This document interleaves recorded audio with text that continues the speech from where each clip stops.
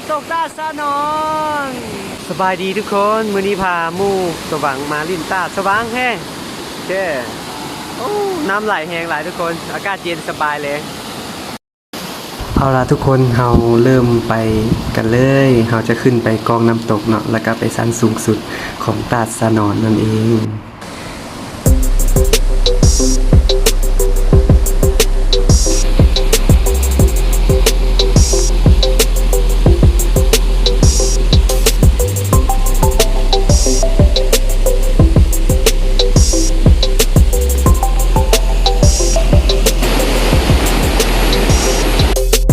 โอเคถ่ายรูปเด้อ1 2 3เซเลบเซเลบเซเลบว่าสเดย์ยังบ่ถ่ายทุกคนหลอกมูลินเดี๋ยวอันนี้วิดีโอยังบ่ได้กล้อง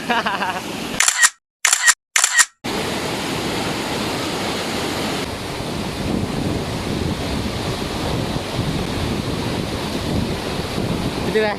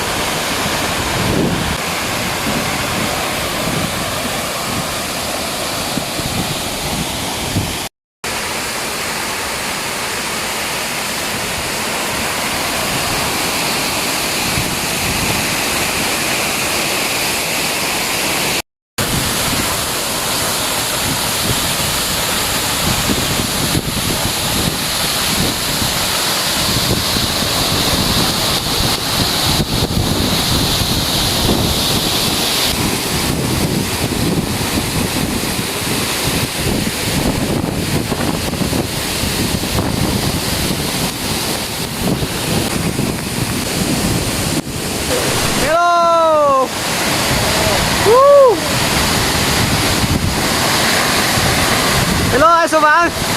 ฮัลโหลว้าว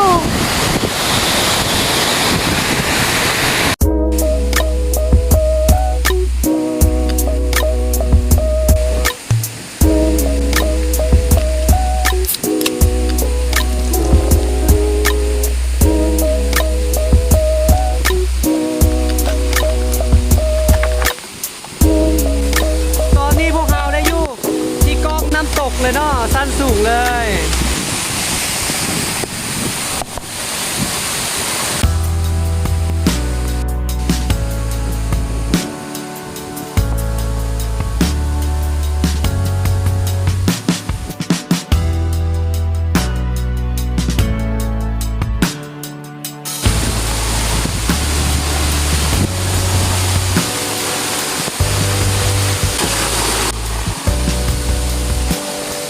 ตอนนี้เราอยู่กองน้ำตกเนาะทุกคนเนาะบอกเลยว่าโทรศัพท์เปียกเนาะ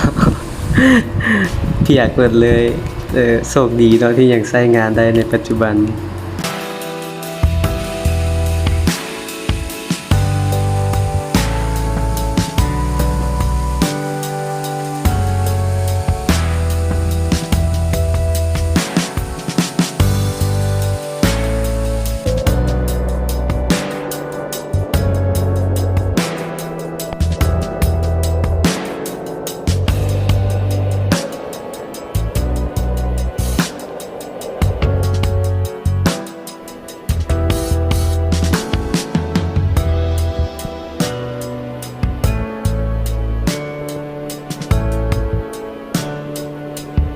ตอนนี้เรากำลังขึ้นไปชั้นถึงเนี่ยที่ว่าได้บุป่าหลายพอสมควรแล้วก็สัตว์นี้นะทุกคนสัตว์หลายมานำมู2 คนเลยโอเคขึ้นไปต่อเลยตอนนี้เสียงบ่ค่อยชัดเจนปานใดเนาะทุกคนนำตกตาดถึกไมค์โทรศัพท์พร้อมถึกกล้องโทรศัพท์เฮ็ดให้ภาพบ่ชัดเจนปานใดทำอิฐบ่ได้ตั้งใจมาถ่ายแต่ว่าบรรยากาศใดก็เลยถ่ายไว้นะทุกคนเฮ้ยสว่างตามมาเลย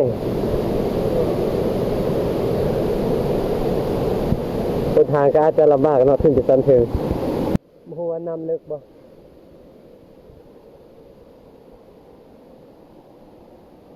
นี่เขามาหอดแล้วทุกคน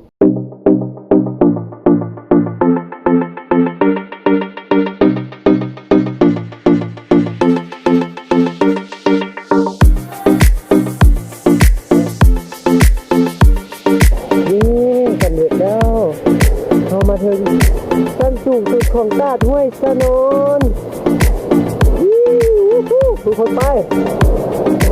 เดี๋ยวให้เบิ่งน้ำด้านหลังก่อนน้ำที่ตกลงไปเนาะ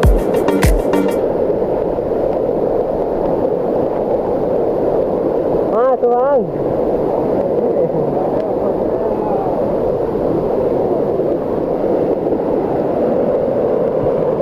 นี่ครับทุกคน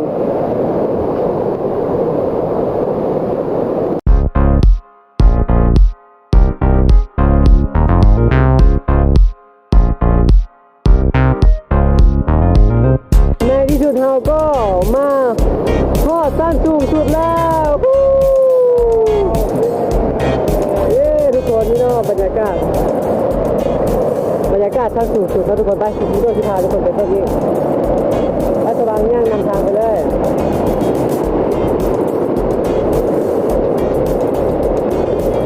ชั้นสูงสุดของชาตินะทุกคน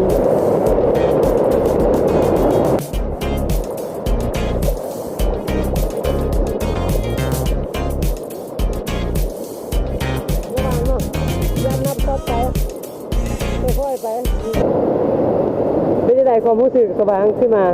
รู้สึกท้าทายอยู่วะท้าทายขนาดนั้นมันขึ้นมาได้กับผมเป็นธรรมดาแม่นนอนหลายทุกคน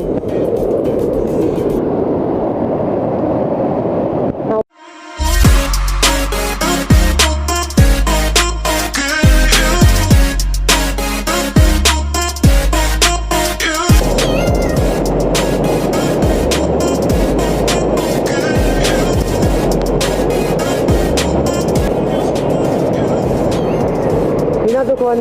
น้ำที่ยุดเทิงนี้จะตกลงไปที่กองเลยเป็นชั้นสูงสุดของตาดสะนอนนี่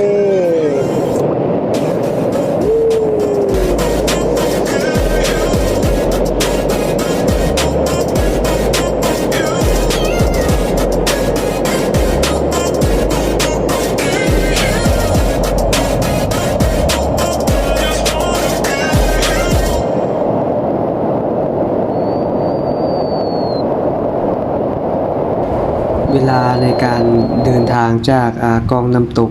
ไปสู่ชั้นสูงสุดบอนที่น้ำตกตกลงมาเนาะใช้เวลาบ่เกิน10นาทีเนาะทุกคนโดยอาศัยทางข้างๆค่อยปีนขึ้นไปข้างตาดแต่ต้องระมัดระวังแต่ถ้าเฮาชำนาญแล้วก็อาจจะบ่เกิน5นาทีก็ไปฮอด ชั้ แล้ น ว สูงสุดของตาดสะนอนน้ำที่นี่ก็ตกลงไปทางกองนั่นเองเฮลโลฮู้ฮู้